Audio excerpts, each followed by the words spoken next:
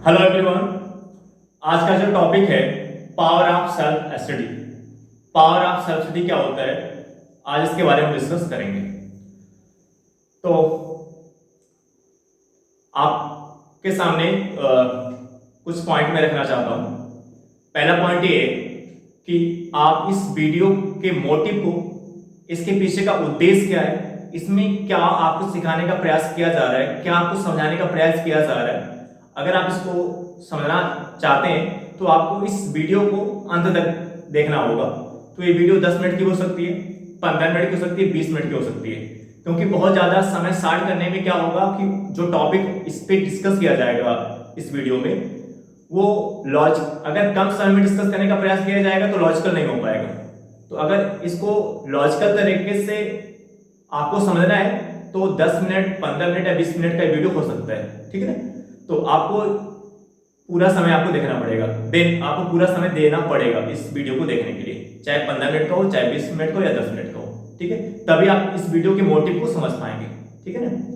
दूसरा पॉइंट ये कि आप इस वीडियो को देखने के बाद अगर आपको वीडियो पसंद आता है तो आप इसको लाइक करें, अधिक से अधिक अपने दोस्तों को शेयर करें, और अगर आप इस चैनल पे नए हैं तो आप इसको सब्सक्राइब कर लें, ठीक है। और एक पॉइंट है कि जिस टॉपिक पे डिस्कशन किया जाता है इस वीडियो के माध्यम से, जो टॉपिक डिस्कस किया जाता है उस टॉपिक में अगर आपको कुछ अपने पॉइंट रखने हैं या आपको कुछ कहना है तो आप कमेंट के माध्यम से कह सकते हैं, ठीक है। तो चलिए अब डिस्कस करते हैं पावर ऑफ सेल्फ स्टडी के बारे में कि पावर ऑफ सेल्फ स्टडी होता क्या है। तो power of self study topic को हम 3 एंगल से डिस्कस करेंगे। पहला एंगल है कि सेल्फ स्टडी क्या होता है, दूसरा एंगल है इसका महत्व क्या है, इसके फायदे क्या हैं, तीसरा एंगल है कि सेल्फ स्टडी की आदत कैसे डालें, खुद से पढ़ने की आदत का विकास कैसे करें, खुद सेल्फ स्टडी की अप्रोच अपने अंदर कैसे लाएं। तो इसका तीसरा पॉइंट होगा। तो चलिए पहला पॉइंट क्या है कि सेल्फ स्टडी क्या होता है। तो सेल्फ स्टडी की बात करें तो सेल्फ स्टडी का तात्पर्य एक इस प्रकार की स्टडी से होता है जहां पे एक विद्यार्थी किसी भी टॉपिक को, मान लीजिए कि वो पढ़ रहा है प्रेसिडेंट, वो राष्ट्रपति को पढ़ रहा है, प्रेसिडेंट को पढ़ रहा है, तो वो उस टॉपिक को सबसे पहले अधिक से अधिक खुद समझने का प्रयास करेगा, उस टॉपिक को अधिक से अधिक खुद समझने का प्रयास करेगा। और यदि उस टॉपिक को पढ़ते समय अगर जो कोई प्रॉब्लम आ रही है तो उस प्रॉब्लम को भी खुद से सॉल्व करने का प्रयास करेगा। अगर वो प्रॉब्लम बहुत ज्यादा उसके द्वारा बहुत ज्यादा कोशिश करने पे भी अगर वो प्रॉब्लम सॉल्व नहीं हो रही है तो वो जो है अपने किसी सीनियर की मदद ले सकता है या यूट्यूब की मदद ले सकता है, या अगर कोई किसी कोचिंग संस्थान में पढ़ रहा है तो उस कोचिंग की मदद ले सकता है, ठीक है ना। लेकिन उस टॉपिक को समझने के लिए वो अधिक से अधिक खुद से प्रयास करेगा, उसका खुद का एफर्ट होगा, उसकी खुद की कोशिश होगी। तो सेल्फ स्टडी का मतलब ये नहीं होता कि सेल्फ स्टडी का तात्पर्य, सेल्फ स्टडी का मतलब ये नहीं होता कि आप किसी से पूछे ही ना, आप खुद से पूरा पढ़े चले जा रहे हैं, आपको जो प्रॉब्लम आ रही है उसको भी आप किसी से पूछ नहीं रहे। नहीं, सेल्फ स्टडी का मतलब नहीं होता। सेल्फ स्टडी का मतलब ये होता है कि आप किसी टॉपिक जब पढ़ते हैं तो सबसे पहले आप उस पर खुद प्रयास करते हैं, उससे समझने का आप खुद प्रयास करते हैं और अधिक से अधिक उसको खुद कवर करने का प्रयास करते हैं। लेकिन जब उस टॉपिक में अगर कोई आपको दिक्कत आ रही है तब आप यूट्यूब की मदद या अपने किसी सीनियर की मदद, या अगर आप किसी कोचिंग संस्थान में पढ़ रहे हैं तो उसकी मदद आप ले सकते हैं। लेकिन सबसे ज्यादा समय आप उस पर खुद से समझने के लिए लगाते हैं, आपका खुद का प्रयास उस पर ज्यादा रहता है। तो अगर कोई ऐसा विद्यार्थी है जो किसी टॉपिक को खुद से अधिक समझने का प्रयास करता है, या मान लो उसकी कोचिंग में वो टॉपिक कल पढ़ाया जाने वाला है, तो वो क्या करेगा, एक दिन पहले उस टॉपिक को अच्छे से अच्छे से समझ करके जाएगा और प्रीवियस क्वेश्चन उस टॉपिक पे करके जाएगा, ताकि उसको एंगल पता चल जाए कि उस टॉपिक से किस एंगल से क्वेश्चन पूछे जाते हैं। जब इस एंगल से, इस अप्रोच से वो कोचिंग संस्थान में जाएगा और उस कोचिंग संस्थान में जब उसी टॉपिक को पढ़ाया जाएगा तो वो जो बच्चा है उस टीचर से कनेक्ट हो जाएगा। जब वो बच्चा उस टीचर से कनेक्ट हो जाएगा, जब वो विद्यार्थी उस टीचर से कनेक्ट हो जाएगा, तब उस विद्यार्थी को उस टॉपिक पे बहुत ही अच्छी समझ बनेगी, बहुत ही बेहतर समझ बनेगी उन विद्यार्थियों की तुलना में जो शुद्ध रूप से क्लास के ऊपर निर्भर रहते हैं, जो अपना खुद का प्रयास नहीं करते हैं। और ऐसे में उस विद्यार्थी के सक्सेस के चांस बढ़ जाएंगे और उस विद्यार्थी का उस टॉपिक पे एक बहुत ही बेहतर समझ बनेगी। और जब उसकी उस टॉपिक में बहुत बेहतर समझ बनेगी तो वो चाहे प्री का क्वेश्चन सॉल्व करेगा या मेंस का क्वेश्चन सॉल्व करेगा तो उसके एंगल को भी पकड़ लेगा, उसमें अच्छा उसका परफॉर्मेंस उसमें क्या रहेगा, अच्छा रहेगा। ठीक है, तो ऐसा विद्यार्थी जो अधिक से अधिक किसी चीज को खुद से समझने का प्रयास करता है और जब बहुत ज्यादा उसको समझने के बाद, उसके द्वारा बहुत अधिक कोशिश करने के बाद अगर उसको दिक्कत आती है, तब वो किसी दूसरे सोर्स का, किसी आउटर सोर्स का, किसी बाहरी सोर्स की मदद लेती है, लेकिन कब लेता है, जब उसको लगता है कि अभी प्रॉब्लम सॉल्व उससे नहीं होगी, तब वो मदद लेता है, पहले खुद से प्रयास करता है। तो इस प्रकार का जो विद्यार्थी होता है वो सेल्फ स्टडी के अंतर्गत आएगा। लेकिन एक ऐसा विद्यार्थी जो केवल क्लास नोट्स पर निर्भर करता है, जो ये सोचता है कि अगर कोचिंग करने जा रहा है तो सोचता है कि 3 घंटे क्लास है तो 2.5 घंटे केवल लिखाया जाए, समझाया ना जाए, अधिक से अधिक क्या कर दिया, लिखा दिया जाए। अगर जब समझाया जाता है तो उसे गुस्सा आती है, वो टीचर के ऊपर गुस्सा, उसको टीचर के प्रति उसकी अप्रोच बदल जाती है। तो ऐसा जो विद्यार्थी वो सेल्फ स्टडी के अंतर्गत नहीं आता है। और मैं इस प्रकार के कई विद्यार्थियों को हमने देखा है। जब मैं IAS की कोचिंग करने के लिए मैं दिल्ली में गया था तो बहुत सारे ऐसे बच्चे थे जो अगर कोई टीचर ज्यादा किसी दिन बहुत अधिक से अधिक समझा देता, बहुत अधिक समझाने का प्रयास करता था, तो वो बच्चे जो है उसके एकदम उनकी अप्रोच ही बदल जाती। तो वो ये बच्चे वेट करते थे कि कब लिखाया जाएगा, कब लिखाया जाएगा, क्योंकि उसमें जिस कोचिंग का मैं नाम नहीं लूंगा, जिस कोचिंग में किया था उसमें सभी एक सब्जेक्ट को छोड़ करके, एथिक्स को छोड़ करके जितने भी सब्जेक्ट थे, जितने भी सब्जेक्ट पढ़ाए गए थे, सभी सब्जेक्ट्स में 3 घंटे जो है, 3 घंटे क्लास में 2.5 घंटे लिखाया जाता था, 30 मिनट समझाया जाता था। एथिक्स को छोड़ करके उस कोचिंग में जितने विषय पढ़ाए गए थे 2.5 घंटे लिखाए जाते थे और 30 मिनट क्या किया जाता, समझाया जाता था। तो इस कारण से सभी बच्चे, मैं देखता था अधिकांश बच्चे जब नोट्स में सभी चीजें लिखा दी जाती तो बहुत ही खुश रहते थे। लेकिन जब एक टीचर जो एथिक्स को पढ़ाने के लिए आए, जब उन्होंने पूरे 2.5 घंटे में, पूरे 3 घंटे वो अधिक से अधिक समझाने का प्रयास करते थे, तो अधिकांश बच्चे उनसे संतुष्ट नहीं थे क्योंकि वो लिखा नहीं रहे थे। और बहुत से ऐसे बच्चे भी थे जो समझने वाले बच्चे थे, वो उनको अच्छा भी लगता था और टीचर तारीफ भी कर रहे थे, यस अभी तो कोई टीचर आया जो अधिक से अधिक समझाने पे बल दे रहा है। और इससे क्या फायदा होता था कि जब अधिक से अधिक समझाया जाता है तो आपकी उस टॉपिक पे एक बेहतर समझ बन जाती है, क्योंकि अगर समझाया जाएगा, क्योंकि वो बच्चा ज्यादा समझने, उस प्रकार के विद्यार्थी ज्यादा समझने पर बल देते हैं जो खुद से पढ़ते हैं, जो खुद से पढ़ करके जाते हैं। और जब और ऐसे में जब एक विद्यार्थी जो खुद से पढ़ करके गया है, टॉपिक को अच्छे समझ कर गया और टीचर भी उसी तरीके मिल जाए, समझाना वाला मिल जाए, तो उस विद्यार्थी का उस टीचर से कनेक्टिविटी बन जाती है और उस विद्यार्थी की उस टॉपिक पे बहुत ही अच्छी समझ बन जाती है। लेकिन ऐसा विद्यार्थी है जो सोचता है कि सब कुछ लिखा ही दिया जाए, तो उसके अंदर खुद से पढ़ने की जो एटीट्यूड है वो डेवलप ही नहीं हो पाएगी और इसका नकारात्मक प्रभाव उसको एग्जाम में देखने को मिलता है। क्या कि उसे क्वेश्चन से नहीं समझ में आएगा, उसे क्वेश्चन ही समझ में नहीं आते, वो क्वेश्चन नहीं समझ पाता, क्योंकि जब आप खुद से किसी टॉपिक को पढ़ते हो तो आपको उस पर एक बहुत ही अच्छी समझ बन जाती है। तो आप उस टॉपिक से किसी भी एंगल से कहीं से प्रश्न पूछा गया तो आप उसको अच्छे तरीके से समझ पाओगे, और चाहे प्री का क्वेश्चन हो चाहे मेंस का क्वेश्चन हो, आप उसको अच्छे से हैंडल कर पाओगे। लेकिन आप ज्यादा से ज्यादा क्लास नोट्स के ऊपर फोकस होके गए हो, आपने अपना खुद से प्रयास ही नहीं किया है, तो आप उस अच्छी स्थिति में नहीं रहेंगे। इसी कारण से आप देखें कोचिंग वालों बच्चों का सिलेक्शन कम है और जो सर्टिफिकेट करते हैं उन बच्चों का सिलेक्शन ज्यादा है। अगर आप रेशियो लेंगे तो आप पाएंगे जो बच्चे सेल्फ स्टडी कर रहे हैं उनके सिलेक्शन ज्यादा है, और जो बच्चे अधिक से अधिक कोचिंग के ऊपर निर्भर है, सब कुछ सोचते हैं कोचिंग से मिल जाए, उनका सिलेक्शन बहुत ही कम। तो ऐसे में जो सेल्फ स्टडी की रणनीति होगी ये आपके लिए बहुत ही बेहतर रणनीति होगी। तो पहले पॉइंट हमने ये डिस्कस किया कि सेल्फ स्टडी क्या होता है और कौन सेल्फ स्टडी के अंतर्गत आता है, कौन सेल्फ स्टडी के अंतर्गत नहीं आता है। अब दूसरा पॉइंट है कि सेल्फ स्टडी के फायदे क्या होते हैं। तो मैं सेल्फ स्टडी के बारे में एक पॉइंट कहना चाहूंगा, एक लाइन बोलना चाहूंगा कि सेल्फ स्टडी जो होता है ब्रह्मास्त्र की तरह होता है। और ब्रह्मास्त्र की पावर क्या होती है, अगर आपने रामायण देखा होगा तो आपको पता होगा, अच्छी तरीके से पता हो कि ब्रह्मास्त्र की पावर क्या होती है। और जो सेल्फ स्टडी होता है, जो खुद से पढ़ने की ताकत होती है, वो उस ब्रह्मास्त्र की तरह होती है, क्योंकि इससे आपका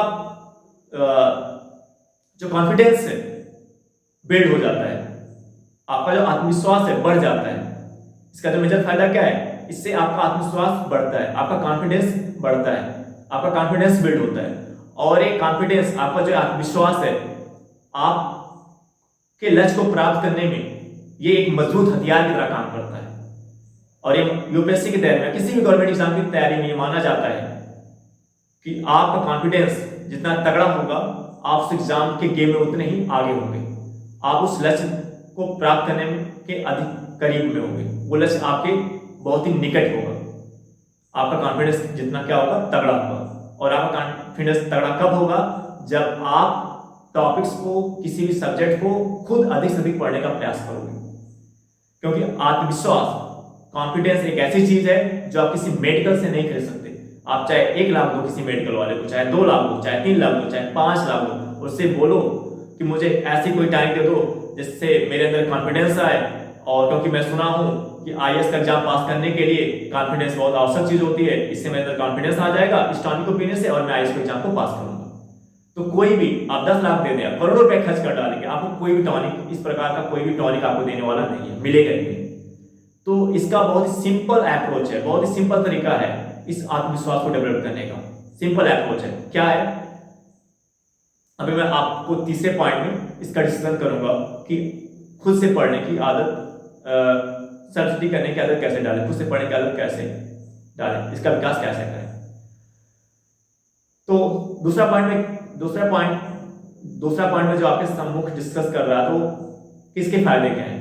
तो इसके फायदे ये हैं कि इससे आपका कॉन्फिडेंस बिल्ड होता है, और जब आपका कॉन्फिडेंस बिल्ड होगा तो आपके लिए एक मजबूत हथियार के रूप में काम करेगा, जिससे आप अपने लक्ष्य को प्राप्त कर सकेंगे। इसका जो मेजर फायदा क्या होता है, इससे आपका कॉन्फिडेंस बिल्ड होता है। कैसे, क्योंकि जब आप किसी टॉपिक को खुद से पढ़ते हो, मान लीजिए आपने प्रेसिडेंट का टॉपिक उठाया और आपने उसको खुद से पढ़ा, और वो टॉपिक आप उसमें 80% चीजें, 70% चीजें आपको खुद से समझ में आ गई।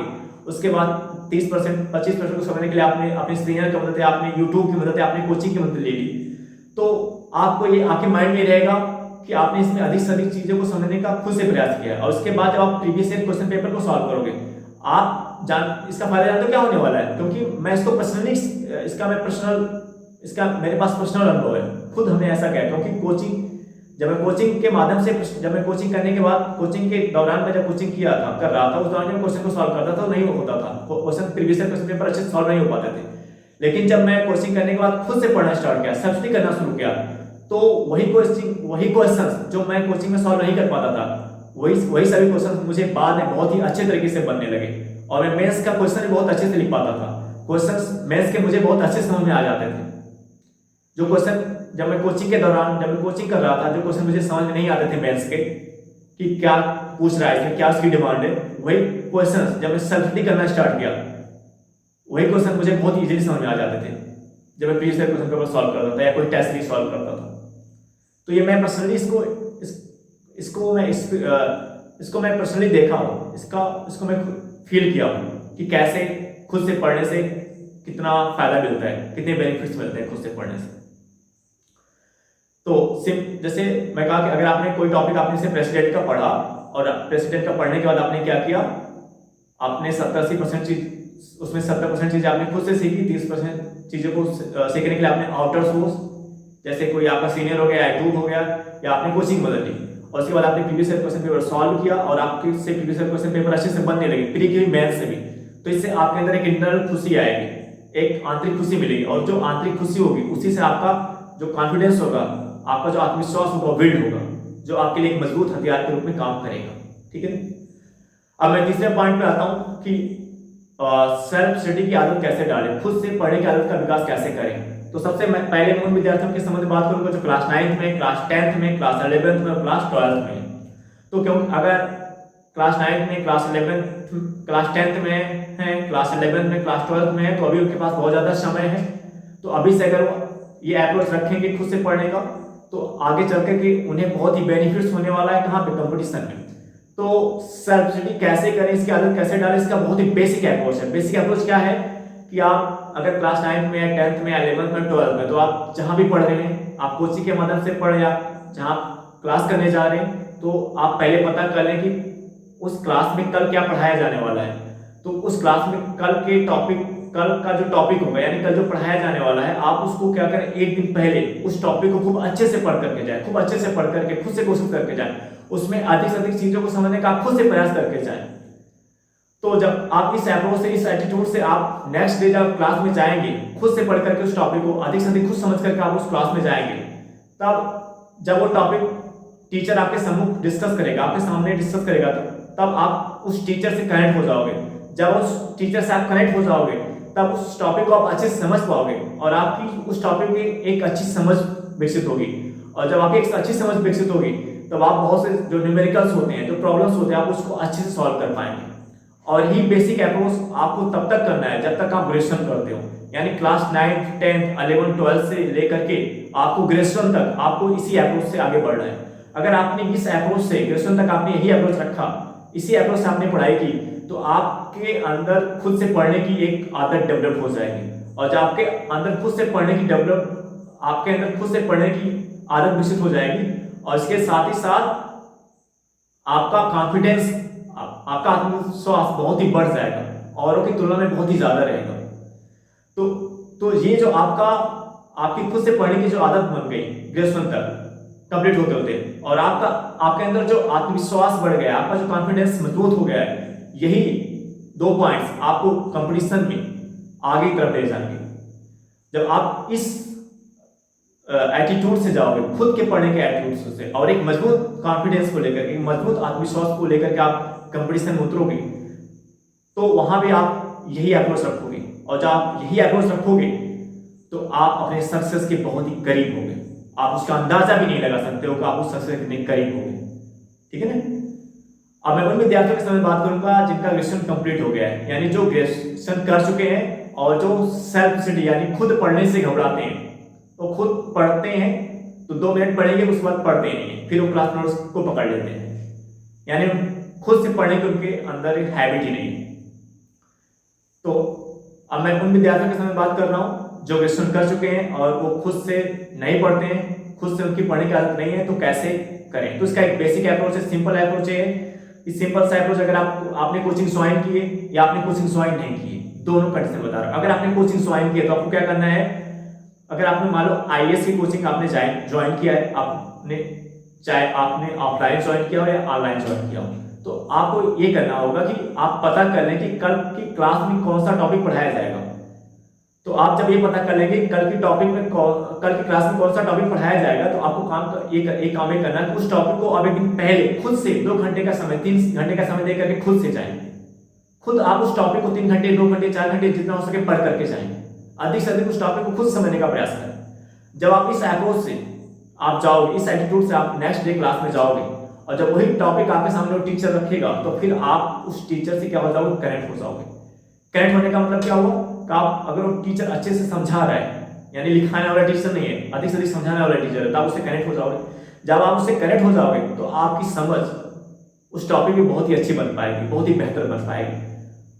इससे आपका आत्मविश्वास भी बढ़ेगा और आपका उस टॉपिक पे अच्छी समझ भी बनेगी। और जब आपकी समझ बनेगी, आपका विश्वास बढ़ेगा, तो आप प्री के क्वेश्चंस को, मेंस के क्वेश्चंस को के एंगल्स को आप पकड़ पाओगे कि किस एंगल से प्री में पूछा जाता है, किस एंगल से मेंस में पूछा जाता है, और साथ ही साथ उसके प्रश्नों में जो प्रश्न पूछा जाता है, उसके प्रश्न को आप अच्छे से समझ पाओगे। देखिए, मेंस के क्वेश्चंस बहुत से बच्चे समझ नहीं पाते। कारण क्या है? कारण ये है कि उनका उस टॉपिक पे समझ नहीं है। तो क्वेश्चंस मेंस के वही बच्चे समझ पाएंगे जिनका उस टॉपिक पे पकड़ अच्छी है। तो पकड़ तभी अच्छी होगी जब आपका खुद का प्रयास होगा अधिक से अधिक, और आपका जो गाइड करने वाला, वो भी आपको क्या करता है, समझाने का प्रयास करता है। तो अगर आप कोचिंग पढ़ रहे हो, कोचिंग हमने ज्वाइन किया है, तो इसी अप्रोच से जाना है कि आप ये पता कर लो कि क्लास में कौन सा टॉपिक पढ़ाया जाएगा, और उस टॉपिक को आप एक दिन पहले अच्छे से पढ़ करके जाएं। ये बेसिक अप्रोच है। यही अप्रोच आपको तब तक जारी रखना जब तक आपकी कोचिंग खत्म नहीं होती। अगर ये मान के चलो, अगर आपने 1 साल तक, 1.5 साल तक, जब तक आपकी कोचिंग चले, अगर आपने इसी अप्रोच से पढ़ाई की तो आपके अंदर खुद से पढ़ने की आदत बन जाएगी, आप खुद से पढ़ना सीख जाओगे, तो फिर आपको कहने की जरूरत ही नहीं पड़ेगी। आप खुद से, आपको पढ़ने में खुद से मजा आने लगेगा, और मजा तभी आएगा जब आपका उसमें इंटरेस्ट डेवलप हो जाएगा, ठीक है। और जो कोचिंग नहीं कर रहे हैं तो वो क्या करें, कोचिंग नहीं करे तो उन्हें खुद से पढ़ा, तो कोचिंग जो नहीं कर रहे हैं तो उनके लिए ये है कि मान लो अगर आपने पहले लक्ष्मीकांत की बुक पॉलिटी पढ़ना शुरू किया और आपने पहला टॉपिक उठाया प्रेसिडेंट, तो आप प्रेसिडेंट को अच्छे से पढ़ ले, अच्छे से पढ़े, एक रीडिंग करें, 2 रीडिंग करें, 3 रीडिंग करें, उसके बाद आप प्रीवियस क्वेश्चन पेपर सॉल्व करें। प्रीवियस क्वेश्चन पेपर सॉल्व करने से आपको एक फायदा आपको ये बेनिफिट्स होगा, आप ये समझ जाओगे प्री के क्वेश्चन किस एंगल से पूछते हैं, मेंस के क्वेश्चन किस एंगल से पूछ रहे हैं। मान लो आपको वो टॉपिक बहुत अच्छे समझ में नहीं आ रहा है, या क्वेश्चन भी आपसे बहुत अच्छे से नहीं बन पा रहा है, तो इसके लिए आप YouTube की मदद ले सकते हो, थोड़ी बहुत आप YouTube की मदद ले सकते हो, वहां पे आप जाके उस टॉपिक को समझ सकते हो। फिर आप खुद से अपने पहले से प्रयास किया है, फिर आपको कुछ 1-2 पॉइंट, 2-4 पॉइंट समझ नहीं आ रहा, आपने YouTube की मदद ले ली, और यही प्रोसेस आप यही करके अगर आप कंटिन्यू करेंगे तो आप 1 महीने तक, 2 महीने तक, 3 महीने तक अगर आप यही करते रहेंगे तो आपके अंदर ये एटीट्यूड डेवलप हो जाएगा खुद से पढ़ने का और खुद से समझने का। तो अगर आप कोचिंग नहीं कर रहे हैं तो आपके सामने विकल्प क्या है, आप उस टॉपिक खुद अच्छे से खुद अधिक से अधिक समझने का प्रयास करें। उसके बाद अगर आपको उसमें कुछ पॉइंट समझ नहीं आए, आप यूट्यूब की मदद ले सकते हैं। तो आज की टॉपिक हमने क्या क्या डिस्कस किया। पहला पॉइंट ये कि सब्सिडी क्या होता है, दूसरा पॉइंट इसके फायदे क्या होते हैं, तीसरा पॉइंट कि सेल्फ स्टडी की आदत कैसे डालें, इसका विकास कैसे करें। तो इसी के साथ इस क्लास को आज हम इस टॉपिक को आज फिनिश करते हैं। अब नेक्स्ट वीडियो में हम आपके सामने, आपके सम्मुख नेक्स्ट टॉपिक के साथ आएंगे। Thank you everyone. ओके।